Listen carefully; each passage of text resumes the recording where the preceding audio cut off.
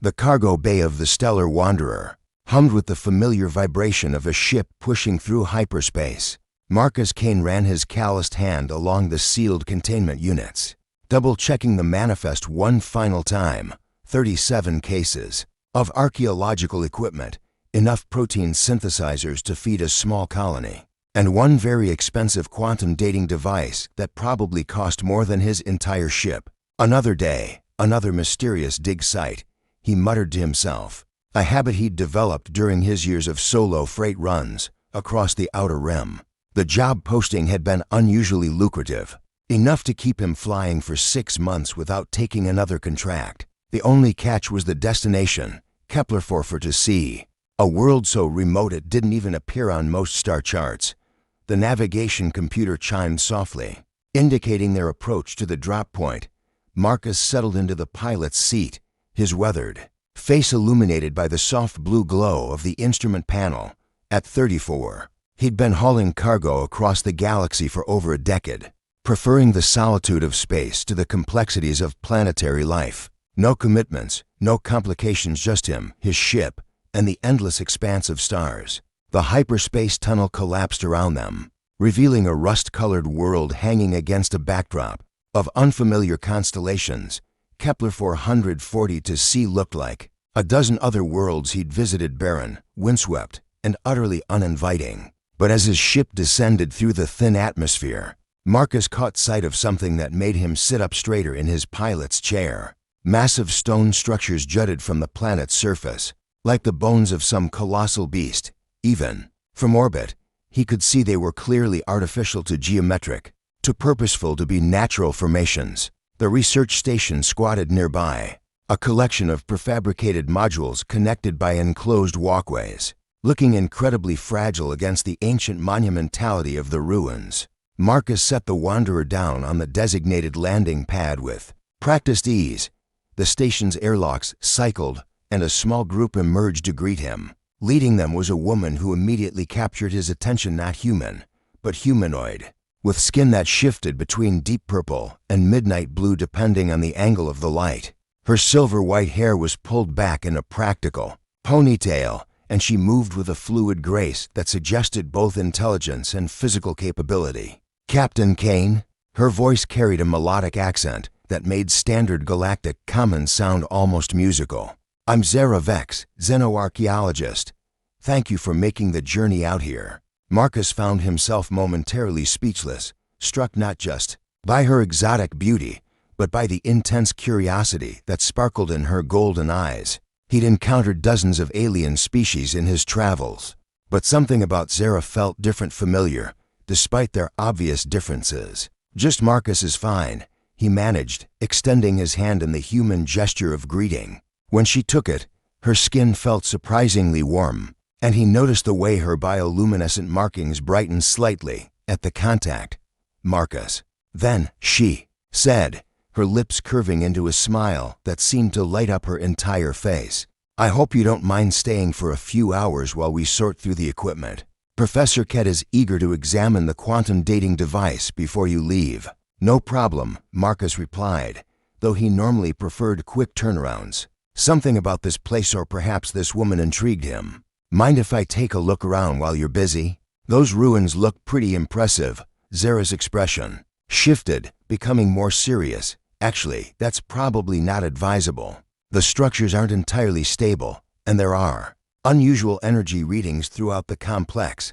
We've lost to survey drones already." "Energy readings?" Marcus raised an eyebrow. "What kind of energy?" Before Zarah could respond, an older alien approached them, tall, thin, with gray skin and large, dark eyes that spoke of great intelligence and equally great weariness.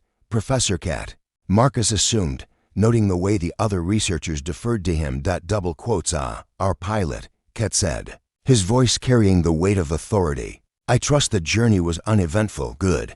We have much work to do and little time to complete it." "Professor," Zarah interjected gently, "I was just explaining to Marcus about the energy anomalies." Kett's expression darkened. "Yes, the anomalies. Captain Kane, I must ask that you remain near your ship. The ruins contain technologies we don't yet understand, and frankly, they appear to be designed to be unwelcoming to visitors. Marcus helped unload the cargo while Zarah and her team sorted through the equipment. He found himself stealing glances at her as she worked, admiring the efficient way she moved and the obvious passion she brought to her research. When she caught him looking, she didn't seem annoyed. Instead, her bioluminescent markings would brighten, and she'd flash him another of those radiant smiles. "So what exactly are you hoping to find out here?" Marcus asked during a break, offering Zarah a cup of coffee from his ship's galley. She accepted the drink gratefully, wrapping her long fingers round the warm mug. "The ruins are approximately 50,000 years old, built by a species we've designated the predecessors. They vanished completely from the archaeological record around the same time. These structures were constructed. Vanished how? War? Plague? Environmental collapse? That's what we're here to determine." Zarah's golden eyes took on a distant look. "But there are legends among several species about a great crossing, a moment when the predecessors transcended physical existence entirely. Most scholars dismiss it as mythology, but the energy readings here suggest something extraordinary happened." As the afternoon wore on, Marcus found excuses to linger near Zarah's work area. She was examining carved symbols on a stone tablet, occasionally inputting data into a portable scanner. Her concentration was absolute, but she seemed to welcome his presence, explaining her findings in terms he could understand. "These glyphs describe some kind of gateway," she said, pointing to a series of interconnected circles carved into the stone. "But the terminology is unusual. It's not describing physical travel from one place to another, but rather a transition between states of being, dimensional phases, perhaps, or evolutionary stages." Zarah's voice dropped to an excited whisper. "Marcus, I think the predecessors discovered a way to transform themselves into pure consciousness to exist, beyond the limitations of physical form." A sudden tremor ran through the ground, strong enough to rattle the equipment. In the distance, one of the massive stone structures began to glow with an eerie blue-white light. The research team froze, all eyes turning toward the phenomenon. "Professor," one of the junior researchers called out, "the central spire is showing massive energy spikes." Ket's face went pale. "Everyone inside. Now, activate the station's shielding protocols." But Marcus couldn't look away from the glowing structure. As the light intensified, he could swear he heard something not sound exactly, but a vibration that seemed to resonate in his bones. Beside him, Zarah stood transfixed, her scanner forgotten in her hands. "It's beautiful," she breathed, her own bioluminescence pulsing in harmony with the ancient light. The glow reached its peak and then suddenly cut out, leaving them in the planet's dim twilight. But in that moment of absolute darkness, Marcus felt something profound had awakened, both in the ruins around them and in the space between him and the remarkable woman standing beside him. As they finally headed inside the research station, Zarah caught his arm. "Marcus," she said quietly, "I'm glad you're here. I have a feeling we're going to need someone with your particular talents before this is over." The way she looked at him made Marcus's heart race in a way he hadn't experienced in years. Whatever was hidden in these ancient ruins, whatever secrets the predecessors had left behind, he knew his life was about to change forever. The attack came at dawn, shattering the peaceful silence of the research station with the scream of energy weapons and the thunder of explosions. Marcus jerked awake in the guest quarters, his military instincts from years past flooding back. As he rolled off the narrow bunk and grabbed his sidearm through the small porthole, he could see dark figures moving between the ruins, their weapons casting deadly beams of crimson light. The station's emergency klaxons wailed as blast doors began sealing automatically, trying to protect the inhabitants from the assault. "Zarah," Marcus shouted, pulling on his boots as he ran toward the corridor. He found her emerging from her own quarters, her golden eyes wide with fear, but her movements steady and controlled. "Marcus, thank the void you're safe," she breathed, relief flooding her voice. "It's Captain Rylos and his mercenaries. They've been hunting us for weeks." "Who's Rylos?" Marcus asked, checking the charge on his blaster as another explosion rocked. "The station, a war profiteer who believes the predecessor technology can be weaponized," Zarah explained, grabbing a portable data pad and shoving it into a field pack. He's been following archaeological expeditions across the sector, stealing any artifacts he thinks might have military applications. Professor Kett's voice crackled over the intercom system. All personnel to emergency stations. The outer perimeter has been breached. I repeat, we are under attack. Marcus grabbed Zarah's hand, feeling the electric warmth of her touch even in the chaos. Where's the most defensible position? The communications array is shielded, but her words were cut off as a section of the outer wall exploded inward, showering them with debris. Through the smoking hole stepped a figure in battle-scarred armor, his weapon trained on them. Marcus didn't hesitate.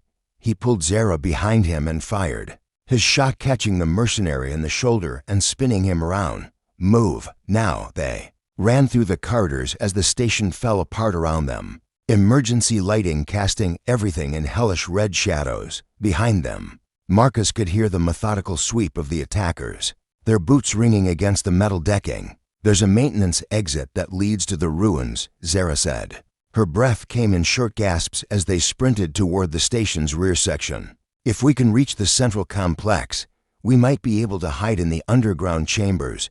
They burst through the exit into the alien dawn, the planet's binary suns casting long purple shadows across the ancient stone structures. The ruins stretched before them like a labyrinth of hope and danger, their weathered surfaces still humming with residual energy from the previous night's display. This way, Zarah whispered, leading him between towering monoliths covered in glyphs that seemed to shimmer and move in his peripheral vision. Despite the terror of their situation, Marcus found himself amazed by the architecture impossible angles that somehow felt perfectly natural. Doorways that seemed to beckon them forward into mysteries beyond imagination. They paused behind a massive stone pillar, both breathing heavily. In the distance, they could see smoke rising from the research station, and the occasional flash of weapon fire suggested the battle was still raging. How do you know about these underground chambers? Marcus asked, noticing how Zarah seemed to navigate the ruins with intuitive confidence. I've been studying the predecessors for most of my adult life, she replied, her fingers tracing the carved symbols on the pillar's surface. Their architecture follows principles that most species can't comprehend, but something about it feels familiar to me, like memories inherited from a dream. As they moved deeper into the complex, Marcus found himself studying Zarah with new appreciation. In the research station, she'd been attractive and intelligent, but here among the ancient stones, she seemed to come alive in a way that took his breath away. Her bioluminescent markings pulsed with subtle rhythms that seemed to harmonize with the energy emanating from the ruins themselves. Zarah, he said softly, catching her arm as they approached what appeared to be an entrance carved into the base of the central spire. Before we go underground, I need to tell you something. She turned to face him, her golden eyes reflecting the strange light that seemed to permeate everything in this place. What is it? I've been running freight across the galaxy for 15 years, Marcus began, surprised by his own vulnerability. I've seen more worlds than I can count, met people from dozens of species, but I've never felt. He struggled for the words. I've never felt the kind of connection I felt with you yesterday. Zarah's expression softened, and she reached up to touch his face with her warm fingers. Marcus, among my people, we believe that consciousness recognizes consciousness across all boundaries, species, time, even dimensions. What you're feeling, what we're both feeling, it's not accident. Their lips met in a kiss that was both desperate and tender, a moment of perfect connection amid the chaos surrounding them. When they finally parted, Marcus could swear he felt something different, as if Zarah's touch had awakened parts of his mind he'd never known existed. We should go, she whispered, though her hand lingered on his chest. The entrance chamber should provide us with temporary safety. The carved doorway led to a spiral staircase that descended into the planet's crust, the walls lined with the same glowing symbols they'd seen throughout the ruins.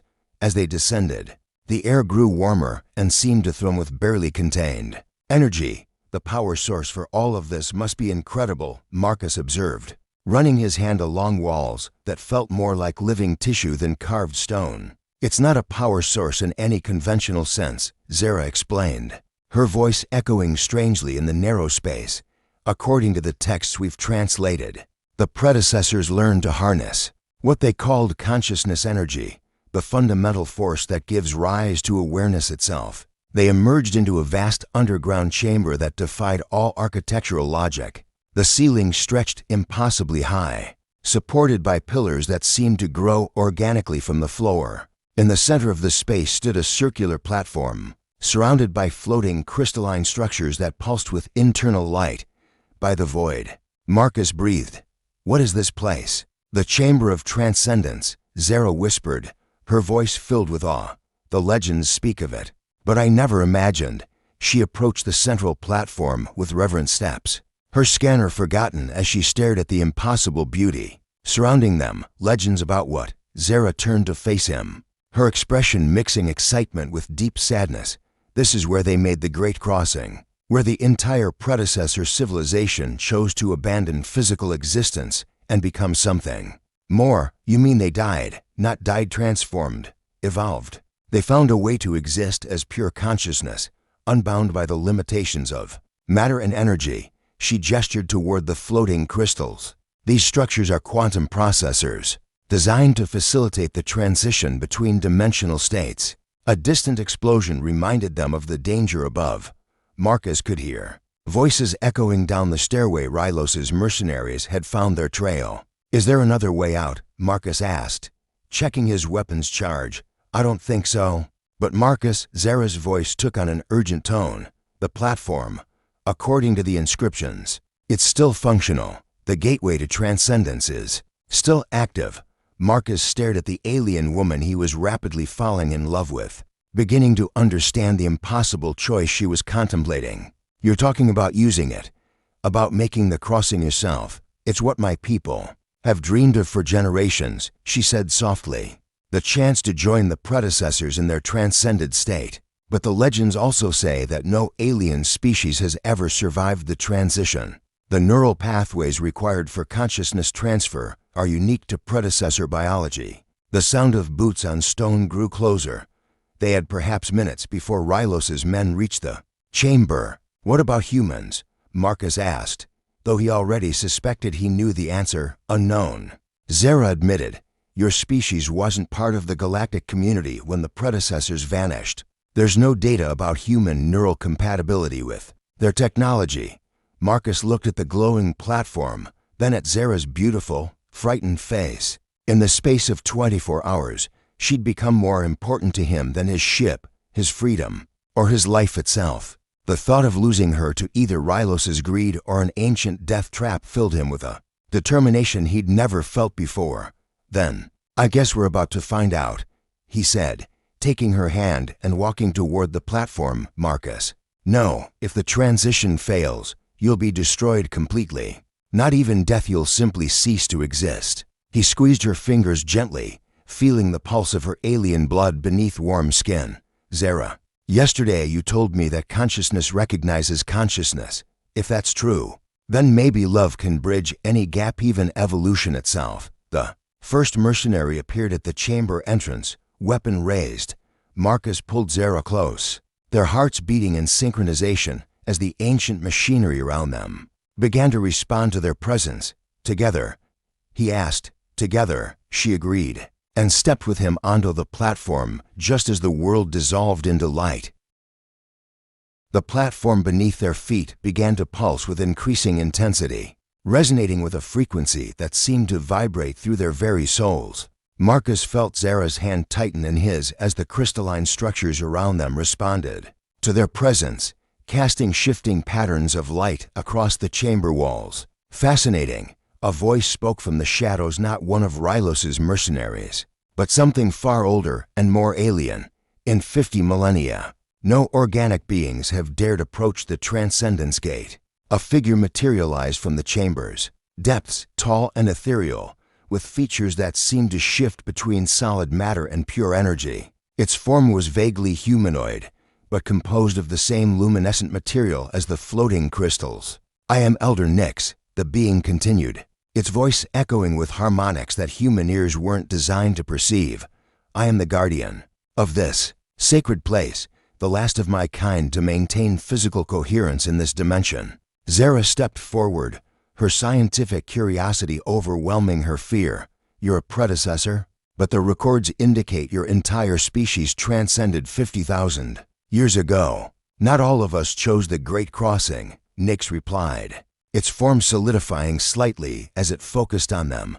"Some remain to guide future seekers, though none have come until now. Tell me, young ones, do you understand what you approach?" The sound of approaching boots echoed from the stairway. Captain Rylos and his mercenaries were closing in. Their energy weapons would soon fill the sacred space with violence and death. "We understand enough," Marcus said, his voice steady despite the chaos approaching from above. "We know your people found a way to evolve beyond physical existence, and we know that no alien species has ever survived the attempt to follow." Elder Nix's attention shifted to Marcus with sudden intensity. "A human? How curious. Your species was not known to us during our corporeal existence. You represent an unknown variable in the equations of consciousness transfer, Guardian." Zarah interjected urgently. "The beings pursuing us seek to weaponize your technology. They want to use the transcendence process to create instruments of destruction rather than evolution." The ancient being's form flickered with what might have been anger. "Impossible. The Great Crossing cannot be perverted into an instrument of harm.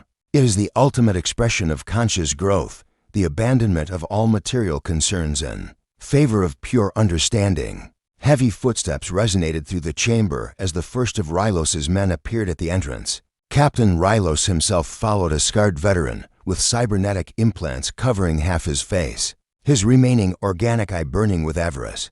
"How touching," Rylos sneered, his voice amplified by vocal modulators. "The pretty archaeologist and her pet human, playing with toys they don't understand." His weapon was trained on Zarah, though his gaze kept shifting to the glowing platform. "Step away from the device.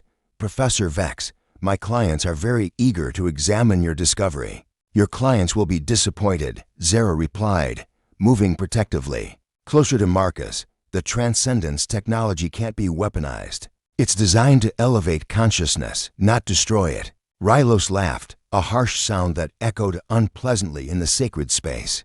"Everything can be weaponized, Professor. Antimatter was supposed to power starships. Instead, we use it to crack planets. Quantum entanglement was meant for communication. We turned it into the ultimate surveillance tool. Your ancient toys will serve the same purpose." Elder Nix stepped forward, its form brightening with indignation. "You speak of forces beyond your comprehension, flesh creature. The Great Crossing demands spiritual preparation, genetic compatibility, and neural architecture refined over millions of years of evolution. To attempt it without proper preparation is to invite complete annihilation." "Then we'll start with test subjects," Rylos replied coldly, gesturing to his men. "Fortunately, we have volunteers." Marcus felt Zarah tense beside him, her bioluminescent markings flaring with emotion. He could see the impossible choice forming in her mind: submit to Rylos and watch her life's work become an instrument of genocide, or attempt the transcendence process and risk not only her own existence, but his as well. "There might be another option," Marcus said quietly, his eyes never leaving Rylos's weapon. "Guardian, you said no alien species has survived the crossing. What about humans working in partnership with other species?" Elder Nix's form shimmered with interest. "Partnership, explain." "The way I understand it," Marcus continued, his hand finding Zarah's and squeezing gently, "consciousness recognizes consciousness. What if the process isn't about individual transcendence, but about shared evolution, two different neural architectures, supporting each other through the transition?" Zarah's golden eyes widened as she grasped his meaning. "A bonded crossing.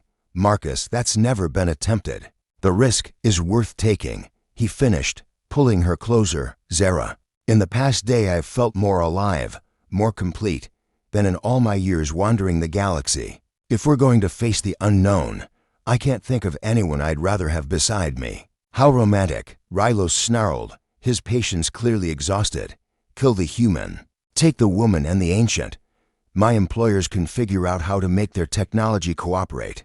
The mercenaries raised their weapons, but Elder Nix moved with impossible speed, its form expanding to shield Marcus and Zarah. Energy bolts passed harmlessly through the Guardian's ethereal body, The choice must be theirs, Nyx declared, its voice resonating with power that made the chamber walls vibrate. For 50 millennia, I have waited for beings worthy of the Great Crossing. I will not allow their decision to be made by creatures motivated by greed and violence. Marcus felt the platform responding to their presence, the crystalline structures beginning to rotate in complex patterns around them. Ancient machinery, dormant for countless ages, awakened to assess the new supplicants for transcendence. Zarah, Marcus said softly, his voice somehow audible despite the growing energy discharge around them. Whatever happens next, I want you to know that finding you has been worth every risk I've ever taken. She turned to face him, tears streaming down her face, her bioluminescence pulsing in rhythm with the ancient technology. Marcus, among my people, to share consciousness with another being is considered the ultimate intimacy. If we attempt this, crossing together, we'll be bonded in ways that transcend physical existence. I can't think of anything I want more, he replied, cupping her face in his hands. In any dimension, in any form of existence, I want to be with you. Their kiss was interrupted by the whine of charging weapons as Rylos's men prepared for another assault. Elder Nyx's form was beginning to fade, the effort of maintaining physical coherence while protecting them taking its toll on the ancient. Guardian, the process must begin now, Nyx warned, its voice growing distant. The transcendence machinery requires several minutes to complete the consciousness transfer. Once initiated, it cannot be stopped or reversed. Marcus looked into Zarah's golden eyes, seeing his own determination reflected there. Together, she agreed, and they stepped hand in hand into the center of the platform. The world exploded into sensation as the predecessor technology engaged. Marcus felt his consciousness expand beyond the boundaries of his skull, touching something vast and warm and utterly alien. Beside him, Zarah's awareness merged with his own, their thoughts and emotions flowing together like streams joining a river. Through their shared perception, they could sense Elder Nyx's approval, Rylos's rage, and something else, a presence vast and patient, waiting in dimensions beyond physical reality. The transcended predecessors were watching, evaluating whether these strange new supplicants were worthy to join their elevated existence. As the energy built to unbearable intensity, Marcus's last coherent thought was of gratitude for the journey that had brought him to this moment, for the remarkable woman whose hand he held, and for the love that was about to carry them beyond the boundaries of everything they had ever known. The universe dissolved into light, and Marcus Kane stepped willingly into the unknown. Existence exploded into something beyond sensation, beyond thought, beyond any category of experience Marcus had ever imagined possible. His consciousness expanded like a star going nova, touching realms of reality that had no names in any language ever spoken by organic beings. He was light. He was sound. He was the mathematical principles underlying the rotation of galaxies and the quantum fluctuations that gave birth to matter itself. Yet somehow, impossibly, he remained Marcus Kane. His memories, his personality, his essential self preserved within this ocean of infinite awareness. Marcus, the voice came from everywhere and nowhere, familiar and beloved despite the alien harmonics that colored every syllable. Zarah. Relief flooded through him as her consciousness touched his, their minds merging and separating in rhythms that matched the fundamental frequencies of creation itself. You're here. You survived. We survived. She corrected, her mental voice filled with wonder. Look around us, Marcus. Look at what we've become. For the first time since the transition began, Marcus attempted to perceive his surroundings. What he found defied every assumption he'd ever made about the nature of reality. They existed in a space that was simultaneously infinite and intimate, filled with geometric patterns of pure thought that sang with voices of transcended consciousness. Other presences moved through this realm, vast, ancient intelligences that had once been the predecessor civilization. Their thoughts brushed against Marcus and Zarah like gentle currents, carrying welcomes spoken in concepts rather than words. Welcome, unprecedented ones. Came a collective voice that seemed to emanate from the fabric of this dimension itself. You have accomplished what our models suggested was impossible, a bonded transcendence between species of incompatible neural architecture. Marcus felt Zarah's consciousness pulse with excitement. Beside him, even in this transformed state, her scientific curiosity remained undimmed.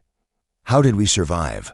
The records indicated that only predecessor biology could withstand the transition. Individually, you could not have endured the process, the collective explained. But your emotional bond created a quantum entanglement between your consciousness patterns. The human's neural plasticity provided adaptive flexibility, while the Nexary's inherited genetic memories of our people supplied the necessary structural frameworks. Together, you became something new, a hybrid consciousness capable of existing in multiple dimensional states. Marcus explored this new form of existence, marveling at the way thoughts and emotions took on geometric shapes in this realm. His love for Zarah manifested as spiraling helixes of golden light that intertwined with the silver streams of her affection for him. Their bond had become visible, tangible, a living structure that anchored them both in this sea of pure consciousness. Time moves differently here, Zarah observed, her awareness touching concepts that would have taken years to explain in conventional language. We've been in transition for microseconds in the physical realm, but we've experienced subjective hours of exploration. The nature of consciousness transcends temporal limitations. The collective confirmed. In this state, you can perceive the past and future as spatial dimensions to be explored rather than linear progressions to be endured. But you must choose quickly. Your physical forms remain in danger, as if summoned by their concern. Images from the material world filtered into their awareness. Through quantum resonance with their abandoned bodies, they could perceive the chamber where Elder Nyx struggled to maintain the transcendence platform against Rylos's increasingly desperate attacks. The mercenary captain had brought heavy weapons to bear on the ancient machinery. His scarred face twisted with rage as he realized his prize was slipping away. Shut it down. He screamed at his technicians. I don't care if you kill them, no one else can be allowed to access this technology. He'll destroy everything. Zarah's consciousness pulsed with distress. 50,000 years of accumulated wisdom, and he's willing to obliterate it rather than let others benefit. Marcus felt his awareness expanding, touching systems and processes throughout the ancient complex. In his transcended state, he could perceive the quantum mechanisms that powered the predecessor technology, understand their operation with intuitive clarity that would have taken lifetimes to develop through conventional study. We can stop him, Marcus realized, his thoughts taking on the crystalline structure of absolute certainty. The transcendence platform isn't just a gateway, it's connected to every system in the complex. From here, we can control the entire installation, but that would require returning to physical existence, the collective warned. The transition back is even more dangerous than the ascension. Most who attempt to return to material form are destroyed by the compression of consciousness back into neural tissue. Marcus felt Zarah's mind touch his, their bonded awareness sharing a moment of perfect understanding. They could remain here, safe in this realm of pure thought, exploring dimensions of reality that material beings could never comprehend. Or they could risk everything to return to a universe of limitations and dangers. Armed with knowledge that might change the course of galactic civilization, the choice is ours, Zarah said, her mental voice steady despite the magnitude of what they contemplated. We could stay and become part of the collective, adding our perspectives to theirs. Or we could return and try to bridge the gap between transcended and material existence. What does your heart tell you? Marcus asked, though he already knew her answer. Despite the wonders surrounding them, Zarah's scientific passion burned as brightly as ever. She wanted to share these discoveries with her people, to ensure that the predecessor's legacy of growth and exploration continued. My heart tells me that love isn't meant to be hoarded, she replied, her consciousness wrapping around his like a warm embrace. What we've experienced here, what we've learned, it's too precious to keep to ourselves. Then we return, Marcus decided, feeling his awareness begin to contract as he prepared for the agonizing compression. Back into material form. Together, Zarah agreed, and their combined will triggered the reversal sequence. The process was indescribable, like trying to pour an ocean into a teacup, forcing the infinite expanse of transcended consciousness back into the biological neural networks of their original bodies. Marcus felt himself fragmenting and reassembling. His sense of self scattered across multiple dimensions. Before snapping back into the familiar limitations of flesh and bone, he gasped, his lungs burning as they remembered how to process oxygen, his heart hammering against his ribs as blood resumed its circulation through mortal vessels. Beside him, Zarah convulsed as her own consciousness settled back into its biological housing, her bioluminescent markings blazing with residual energy from their journey beyond the veil. But they weren't unchanged. Marcus could feel new pathways. In his mind, quantum connections that linked his awareness to systems throughout the complex. Knowledge flowed through him, not the overwhelming torrent of the transcended state, but a manageable stream of information that enhanced rather than replaced his human understanding. Impossible, Elder Nyx whispered, its form solidifying with renewed vigor. You have returned from the Great Crossing intact. In 50 millennia, none have achieved such a feat. Marcus struggled to his feet, helping Zarah rise beside him. Around them, the ancient machinery hummed with new purpose, responding to their transformed consciousness. Through his enhanced awareness, he could perceive Rylos's weapons charging for a final assault on the transcendence platform. Not today, Marcus growled, his hand finding the control interfaces with instinctive precision. The chamber filled with light as the full power of predecessor technology awakened, and Marcus came no longer entirely human, but not yet fully transcended, prepared to defend the greatest discovery in galactic history. The ancient technology responded to Marcus's touch like a musical instrument recognizing its master. Through the quantum pathways now embedded in his consciousness, he could perceive the entire complex as a living entity, every power conduit, every defensive system, every fragment of accumulated knowledge waiting to be awakened after millennia of slumber. What in the void? Captain Rylos stumbled backward as the chamber walls erupted with cascading patterns of light. The Mercenary's cybernetic eye sparked and flickered, overwhelmed by energy frequencies his augmented sensors couldn't process. Marcus felt Zarah's consciousness brush against his, their bond stronger than ever despite their return to physical form. Through their shared awareness, they moved in perfect synchronization, her hands finding secondary control surfaces while his activated the primary systems. The orbital defense grid, Zarah whispered, her golden eyes reflecting the data streams flowing through her enhanced mind. Marcus, this entire world is protected by technologies that make our most advanced weapons look like stone knives. Then let's remind our guests about the consequences of trespassing, Marcus replied, his voice carrying harmonics that hadn't been there before his transcendence. He gestured toward a crystalline interface, and somewhere high above the planet's surface, ancient satellites stirred to life through the complex's sensors. They watched Rylos's command ship a brutal wedge of military-grade armor and weaponry suddenly find itself locked in the targeting systems of defensive platforms that predated galactic civilization. Warning signals flooded the mercenary vessel's communications ray as weapons of incomprehensible power focused on its hull. Sir, the panicked voice of Rylos's ship commander crackled through the captain's comm unit. We're being painted by energy signatures our computers can't even classify. Recommend immediate withdrawal. Belay that order, Rylos snarled, his scarred face twisting with rage. I didn't come this far to be scared off by light shows and ancient parlor tricks. He raised his rifle toward Marcus and Zarah. Whatever you've done to yourselves, it ends now. But before he could fire, Elder Nyx stepped between them, its form blazing with renewed vitality.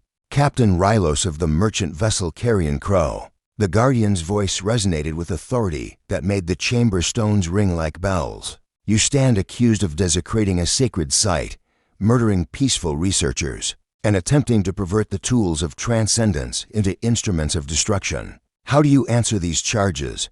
I answer with plasma fire, Rylos growled, shifting his aim toward the ethereal being. His shot passed harmlessly through Nyx's energy-based form, but the Guardian's response was anything but ineffective.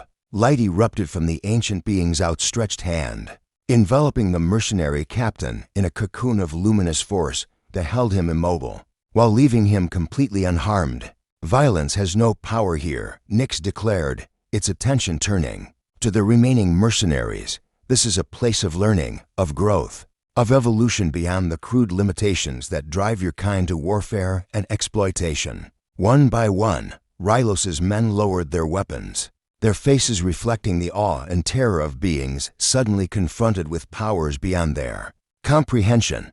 The ancient technology surrounding them hummed with potential energy, making it clear that resistance was not just futile but potentially suicidal. Marcus felt a new presence entering his awareness, multiple presences. Actually, as ships began dropping out of hyperspace around Kepler for to see, through the planet's sensor networks, he could identify the newcomers, vessels from the Galactic Council, their diplomatic transponders broadcasting urgent requests for communication. "It seems word of our discovery has spread," Zarah observed, her enhanced senses reading the incoming data streams.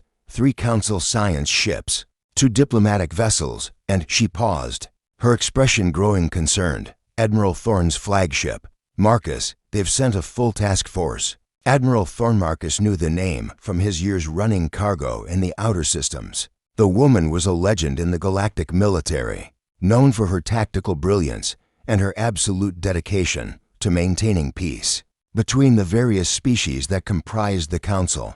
If she was here personally, it meant the implications of their discovery had reached the highest levels of galactic government.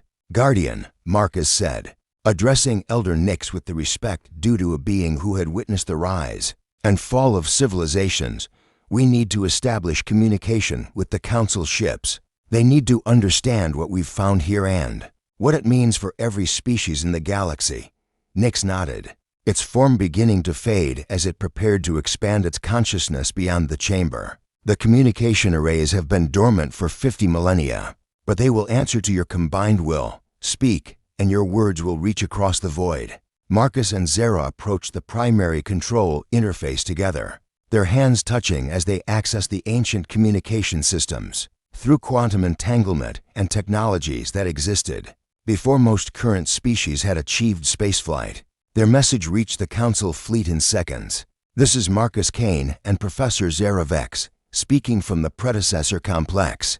On Kepler for to see," Marcus began, his words carrying across space with crystalline clarity. "We've made contact with the surviving guardian of this site, and we have information vital to the security and future development of all galactic civilizations." The response came from Admiral Thorne herself, her voice carrying the crisp authority of someone accustomed to making decisions that affected billions of lives. "Mr. Kane, Professor Vex, this is Admiral Thorne commanding the Council Exploration Fleet. We've received reports of transcendence technology and unauthorized weapons testing. Please explain your current situation." Zarah leaned closer to the interface, her scientific training helping her organize the impossible complexity of what they'd experienced. "Admiral, we've made contact with technology that could revolutionize our understanding of consciousness itself. The predecessors developed methods for evolutionary transcendence, the ability to exist as pure awareness beyond the limitations of biological form. And we've successfully undergone the process ourselves," Marcus added, feeling the weight of that revelation settling over the listening fleet. "We've crossed the dimensional barrier and returned with enhanced capabilities and direct access to 50,000 years of accumulated knowledge." The silence from the Council ships stretched for long moments before Admiral Thorne's voice returned, carefully controlled but tinged with amazement. "You're claiming to have achieved functional immortality, to have transcended the biological limitations that define sentient existence. We're claiming much more than that," Zarah replied, her golden eyes meeting Marcus's as they shared a moment of perfect understanding. "We've proven that love, genuine emotional connection between consciousness, can bridge any gap, whether biological, technological, or dimensional. The transcendence process isn't about abandoning our physical nature, but about evolving beyond the limitations that keep us separate from each other." Through the chamber's viewing ports, they could see Council shuttles beginning their descent toward the planet's surface. Soon, the greatest minds in the galaxy would be studying predecessor technology, learning from Elder Nyx's accumulated wisdom, and beginning to understand the true potential for consciousness evolution. But Marcus's attention was focused on the remarkable woman beside him, her bioluminescent markings pulsing in harmony with his own enhanced neural rhythms. Their journey had begun with a simple cargo delivery and evolved into something that would reshape the fundamental understanding of what it meant to be alive, to be aware, to be connected to the infinite mysteries of existence. "So what happens now?" he asked, squeezing her hand as council security teams secured the subdued mercenaries and diplomatic staff, prepared for the most significant first contact event in galactic history. Zarah smiled, her expression reflecting the perfect contentment of someone who had found not just professional fulfillment, but personal completion. "Now we teach them what we've learned. We help them understand that consciousness isn't limited by biology, that evolution isn't constrained by species boundaries, and that love, genuine connection between aware beings, is the most powerful force in the universe." Marcus pulled her close, their kiss witnessed by ancient technology and beings who existed beyond the normal boundaries of space and time round them. The chamber hummed with activity as council scientists began the first tentative examinations of predecessor artifacts, while Elder Nix prepared to share the accumulated wisdom of a transcended civilization. "I love you," Marcus whispered against Zarah's lips, the words carrying harmonics that resonated through quantum dimensions. "And I love you," she replied, her consciousness touching his in ways that made physical intimacy seem like a pale shadow of true connection in this dimension and all others, for all time and beyond time itself. As the first representatives of galactic civilization entered the chamber, Marcus Kane and Zarah Vex stood hand in hand, no longer quite human and Nexari, but something new and unprecedented. They had leaped through the void that claimed entire civilizations, survived what no alien species had ever dared attempt, and returned with proof that consciousness, love, and the courage to transcend